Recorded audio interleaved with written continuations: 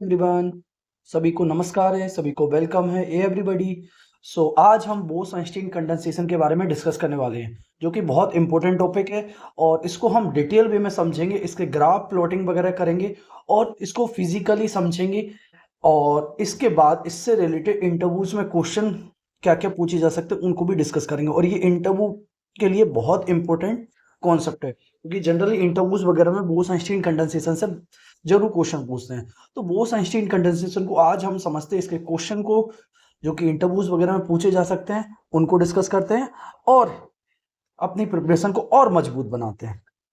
चलो चलो चलो स्टार्ट करते हैं बोस-आइंस्टीन कंडेंसेशन के लिए। So Bose Einstein condensation is a phase transition in which a macroscopic number of boson occupy a lower quantum state at very low temperature. Means Bose-Einstein condensation actual में है क्या कि जनरली हमें पता है कि जब हम टेम्परेचर को बहुत लो करते जाते हैं, बहुत कम करते जाते हैं, तो क्या होता है, बोजोन एक स्टेट में इन बहुत सारे रह सकते हैं। बोजोन में कोई कंडीशन नहीं रहती, जैसे फर्मी-डिराक स्टैटिस्टिक्स में रहती है ना कि एक पार्टिकल एक ही स्टेट में रह सकता है। बोजोन में तो कोई कंडीशन नहीं रहती है, राइट। तो जैसे जैसे हम टेम्परेचर कम करते जाते हैं तो एक पर्टिकुलर टेम्परेचर के बाद, जिसको हम क्रिटिकल टेम्परेचर या फिर बोजोन टेम्परेचर कहते हैं कई जगहों पे, उस क्रिटिकल टेम्परेचर के बाद सभी बोजोन ग्राउंड स्टेट में इकट्ठे हो जाते हैं और बहुत लार्ज अमाउंट में, large fraction of particles ground state में इकट्ठा हो जाते हैं। इसी को हम बोस-आइंस्टीन कंडेंसेशन कहते हैं, राइट। और अब थोड़ा दिमाग में पिक्चर बनी होगी कि Bose-Einstein condensation is a phase transition in which a macroscopic number of boson occupy the lowest quantum state at a very low temperature. Means बहुत सारे मैक्रोस्कोपिक नंबर ऑफ बोसोन जो लोअर क्वांटम स्टेट में इकट्ठा हो जाते हैं at very low temperature, right. So ये condition limit T tends towards zero, means temperature 0 kelvin की तरफ अप्रोच करेगा तो जो पूरे के पूरे पार्टिकल है वो ग्राउंड स्टेट में इकट्ठा हो जाएंगे, where n naught is a number of particles in ground state, right. So ये बेसिक हमारा डेफिनेशन हो जाएगी। अब हमें इसकी जरूरत क्यों पड़ी, जो कि बहुत इंपॉर्टेंट है, हमें इसकी जरूरत क्यों पड़ रही है, why we required Bose-Einstein condensation. So classical and Maxwell-Boltzmann statistics fails at a low temperature. Means classical Maxwell-Boltzmann statistics fail हो जाती है very low temperature पे. Quantum effects dominates when thermal de Broglie wavelength comparable to interparticle spacing. Means quantum effect dominate करने लगते हैं when the thermal de Broglie wavelength comparable to the spacing between the particle, right. So needed to explain means हमें explain करने के लिए, एक तो super fluid means helium second और हीलियम फर्स्ट और helium second means after 2.17 kelvin एक critical temperature, अगर उस पर liquid helium like a super fluid की तरह बिहेव कर लगता है, मीन्स उसकी विस्कोसिटी 0 हो जाती है।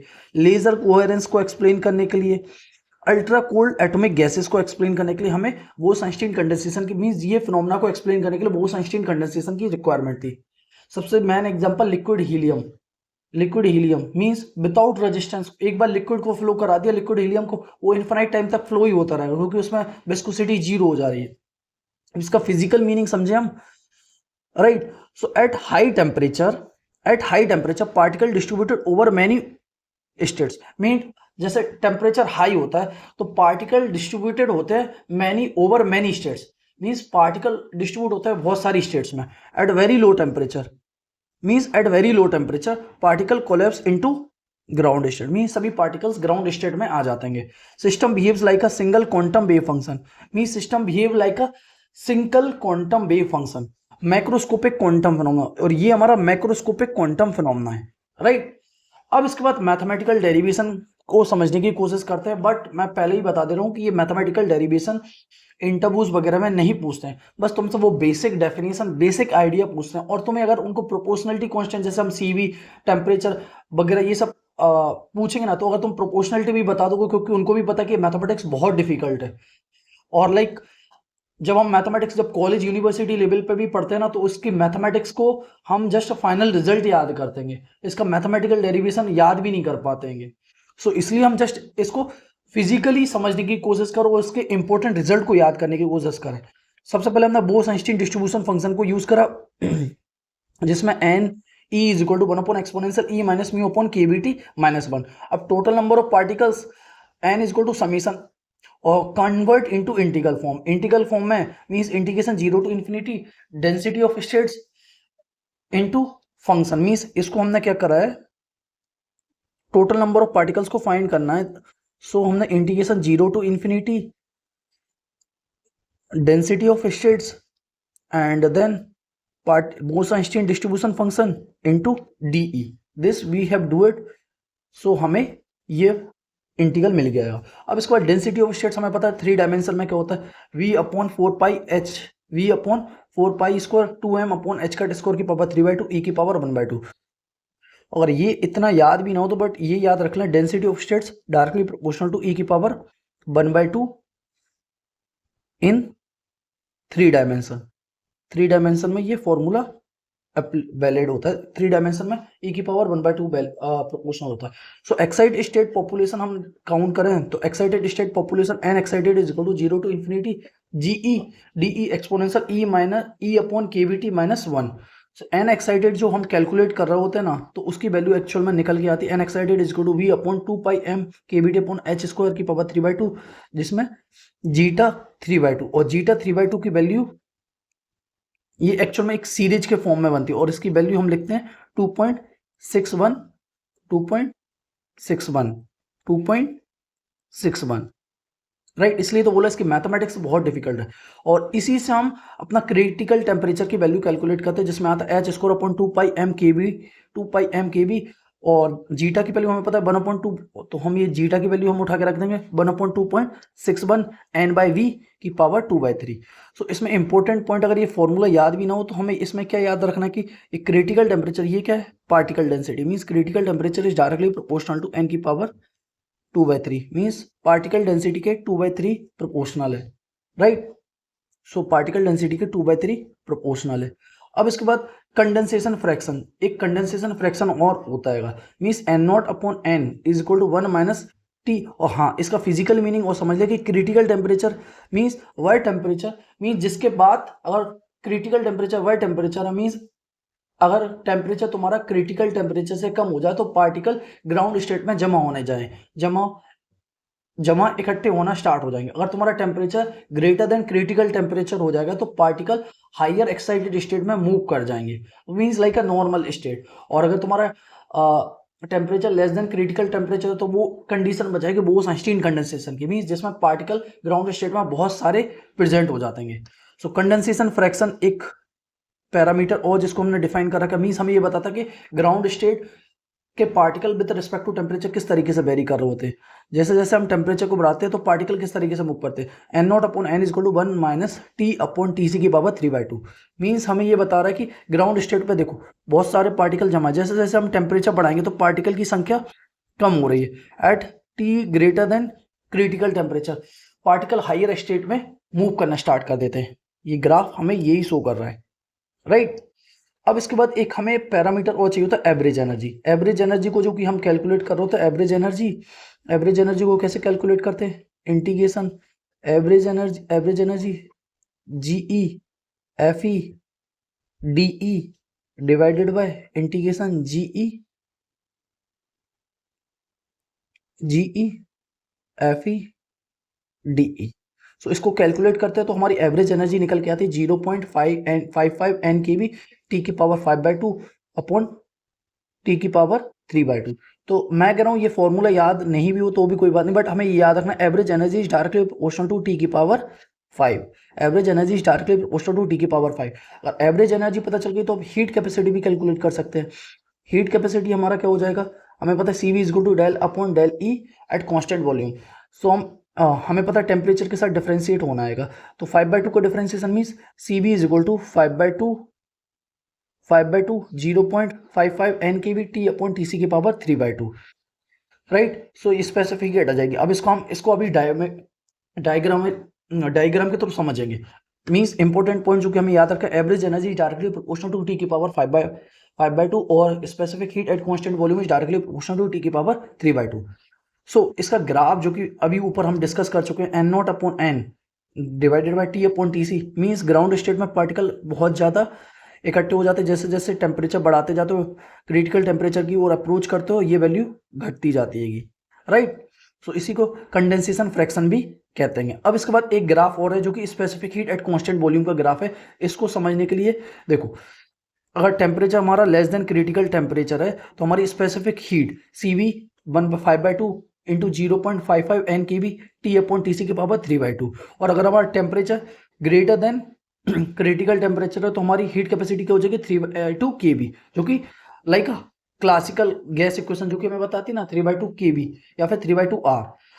Below critical temperature means below critical temperature हमारी हीट कैपेसिटी किस तरीके से मूव करती है, डायरेक्टली प्रोपोर्शनल टू टी की पावर 3/2, राइट। ये 3/2 के अराउंड मूव कर रही होती है। और इसके बाद after critical temperature specific heat is like a constant, right. ये ग्राफ भी कई बार पूछ लेते हैं, इंपॉर्टेंट है, कई बार इंटरव्यूज वगैरह में ये ग्राफ वगैरह प्लॉट करवा लेते हैं, राइट। इसके बाद एनर्जी डिस्ट्रीब्यूशन डायग्राम जो कि अगर हम एनर्जी डिस्ट्रीब्यूशन डायग्राम को प्लॉट करते हैं विथ रिस्पेक्ट टू एनर्जी के करस्पॉन्डिंग, तो अगर हमारा temperature greater than critical temperature है तो हमारा ग्राफ नॉर्मल इस तरीके से आता है, like a classical distribution function type. और अगर हमारा graph temperature greater less than critical temperature है तो ये कंडीशन होती है बोस-आइंस्टीन कंडेंसेशन की, जिसमें बताता ना कि ग्राउंड स्टेट में infinite number of particles present है, इसलिए ये इन्फिनिटी की तरफ अप्रोच कर रहा है, राइट। एनर्जी डिस्ट्रीब्यूशन डायग्राम भी हमें पता चल गया। अब इसके बाद इसके एग्जांपल्स वगैरह की बात कर लेते हैं, फिर इसके बाद कंडीशन की बात कर लेंगे, right. Example helium 4 super fluid जो कि मैं बताया ना, टू क्रिटिकल टेम्परेचर हमारा 2.17 केल्विन पे liquid helium behave like a super fluid, means viscosity 0 हो जाती, कोई एनर्जी का लॉस नहीं होता।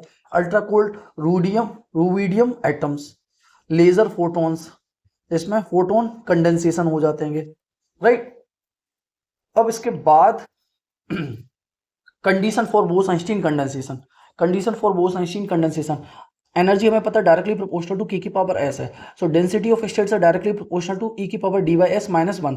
टोटल नंबर ऑफ पार्टिकल्स जब हम कैलकुलेट कर होते हैं integration 0 to infinity average energy D by S minus 1 upon exponential beta epsilon minus mu minus 1 into D E.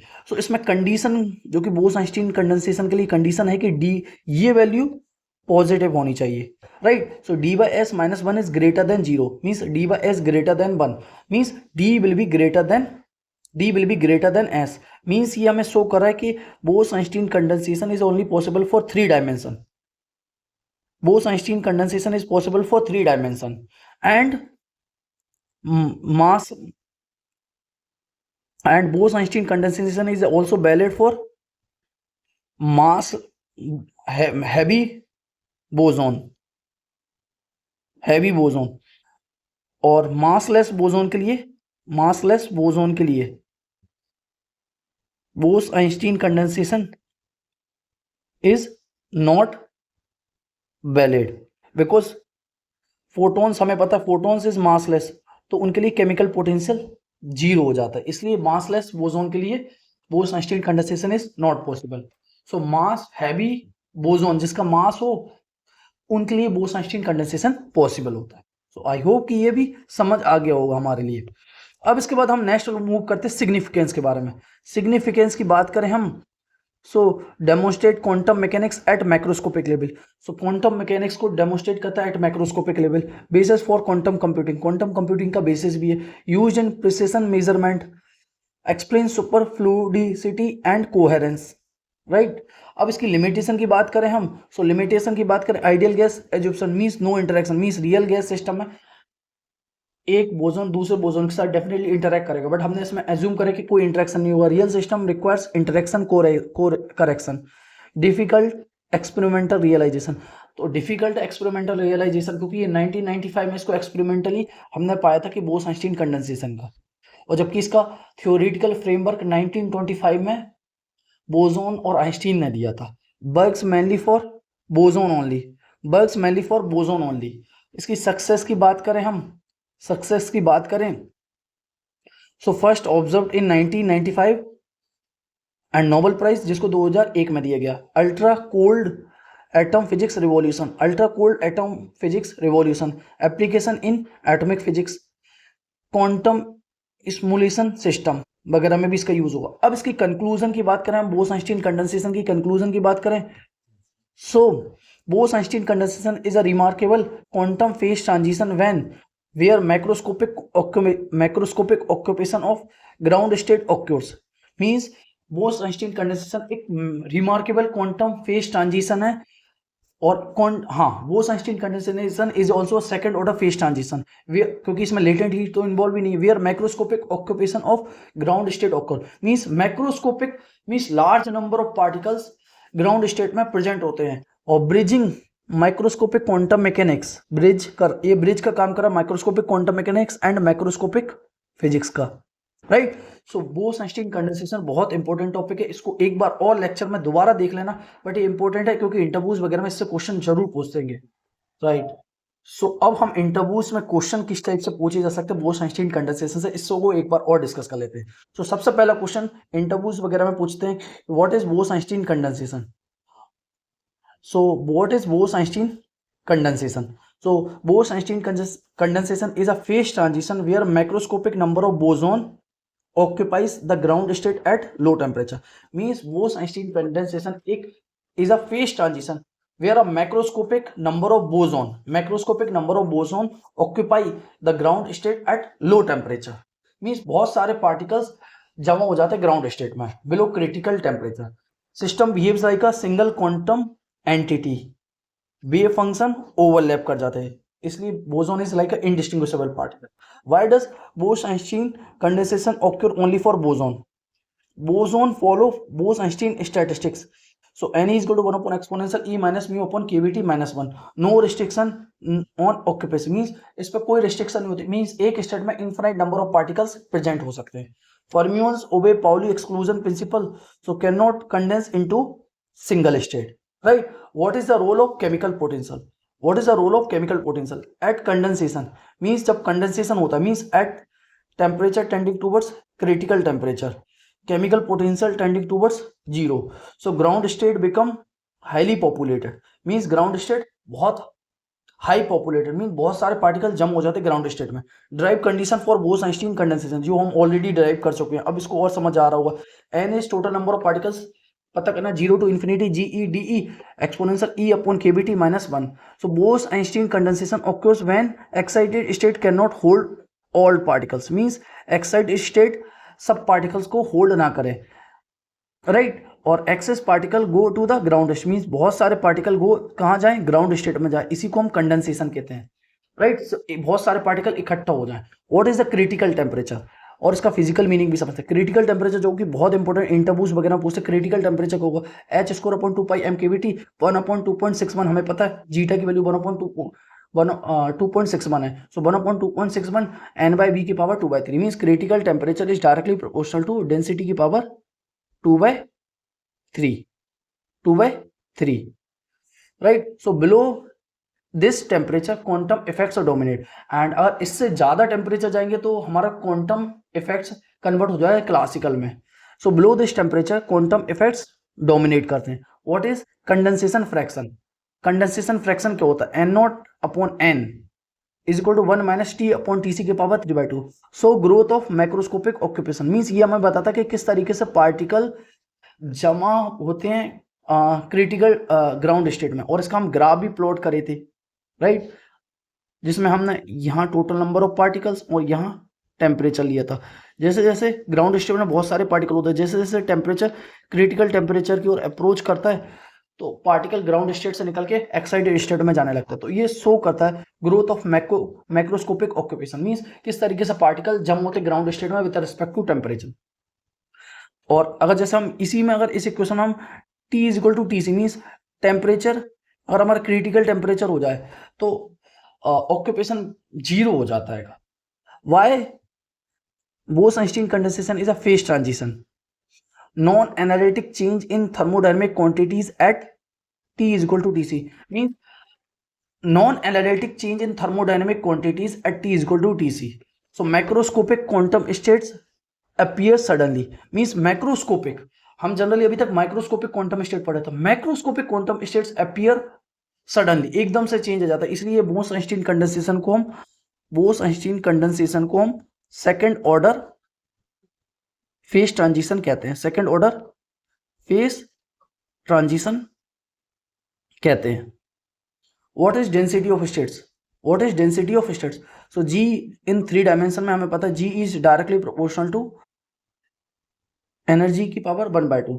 Determines probability distribution, population distribution means किस तरीके से पार्टिकल डिस्ट्रीब्यूटेड होते हैं, ये हमें बताता है density of states. Controls how particles fill energy level means ये कंट्रोल करता है कि किस तरीके से पार्टिकल्स फेल होंगे एनर्जी लेवल में।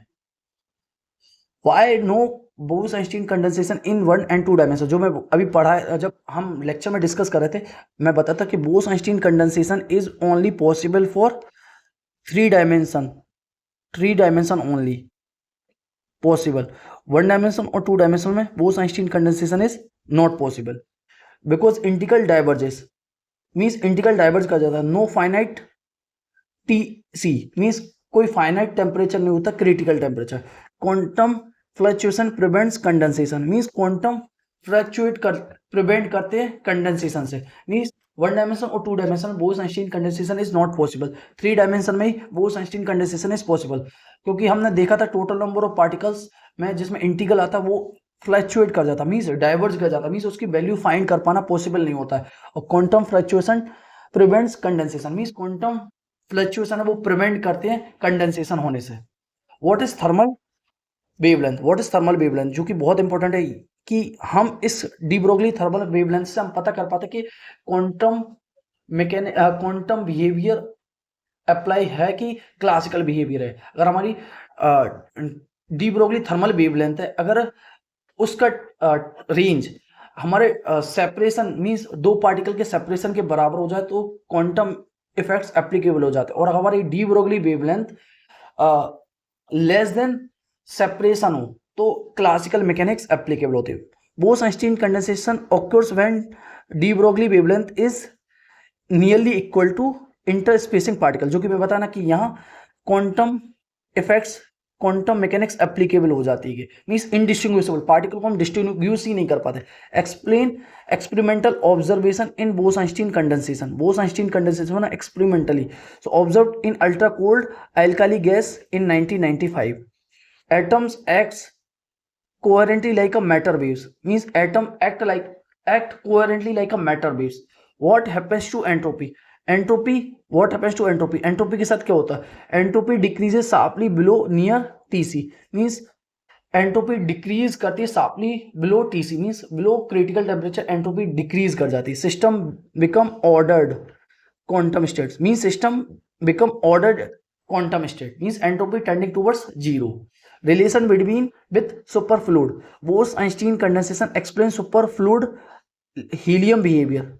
Bose-Einstein condensation explain superfluid helium behavior। zero viscosity due to coherent motion, zero viscosity due to coherent motion and no loss of energy। what are the limitation of ideal Bose what are the limitation of Bose-Einstein condensation? no interaction consider, right? real system need correction of means हमने जब Bose-Einstein condensation theory पढ़ी तो हमने उसमें करा कि एक boson दूसरे बोसोन के साथ कोई इंटरेक्शन नहीं करेगा, बट रियल सिस्टम में तो एक बोसोन दूसरे बोसोन के साथ इंटरेक्ट करता है, right? What is order parameter of Bose-Einstein condensation? Condensate wave function means wave function एक दूसरे के साथ ओवरलैप कर जाती है, right? So represent macroscopic quantum coherence, represent quantum macroscopic quantum coherence. Why is Bose-Einstein condensation is important? Bose-Einstein condensation important क्यों है? Application in quantum computing precision measurement, bridge between, और ये एक प्रकार से ब्रिज का काम करता है, bridge between quantum and macroscopic physics. So I hope कि ये लेक्चर बहुत इंजॉयबल लगा होगा और समझ आया होगा, जिसमें हमने बोस-आइंस्टीन कंडेंसेशन की critical temperature, average heat, specific heat, critical temperature और कंडेंसेशन फ्रैक्शन, इनके डायग्राम, स्पेसिफिक हीट के डायग्राम और इसकी लिमिटेशन कंडीशन, और 1 डायमेंशन और 2 डायमेंशन में बोस-आइंस्टीन कंडेंसेशन क्यों एप्लीकेबल नहीं है, 3 डायमेंशन में बोस-आइंस्टीन कंडेंसेशन क्यों पॉसिबल होता है, और इसके रिलेटेड इंटरव्यूज वगैरह में क्वेश्चन किस टाइप से पूछे जा सकते हैं बोस-आइंस्टीन कंडेंसेशन से, उन सबको हमने डिटेल वे में अच्छे से डिस्कस कर लिया है हाफ एन आवर में। मतलब एक बार अगर ये लेक्चर को कंप्लीट कर लिया तो मैं पक्का श्योरिटी से कह रहा हूं कि बोस-आइंस्टीन कंडेंसेशन से रिलेटेड जो भी बेसिक क्वेश्चन पूछेंगे इंटरव्यूज वगैरह में, वो आंसर को आप इजीली और अच्छे से कर पाएंगे, राइट। सो आई होप कि लेक्चर इंजॉयबल लगा होगा, और जो भी डाउट्स होगा तो कमेंट सेक्शन में पूछ सकते हैं, और टेलीग्राम चैनल को ज्वाइन कर ले, जहां पे जो भी डाउट्स हो उसको मेरे से पर्सनली या फिर ग्रुप में डिस्कस कर सकते हैं। और प्लीज लाइक और सब्सक्राइब माय यूट्यूब चैनल, और शेयर करें सभी फ्रेंड्स के साथ जो कि इंटरव्यूज वगैरह में या फिर कोई भी फिजिक्स की कॉम्पिटिटिव एग्जामिनेशन की तैयारी कर रहा हूँ, उनके लिए ये चैनल बहुत यूजफुल होगा। और उनसे कहें कि टेलीग्राम चैनल ज्वाइन करें, जिससे उनको ये सब लेक्चर फ्री ऑफ कॉस्ट मिल सके और क्वालिटी ऑफ कंटेंट मिल सके। So we will meet very soon in the next lecture.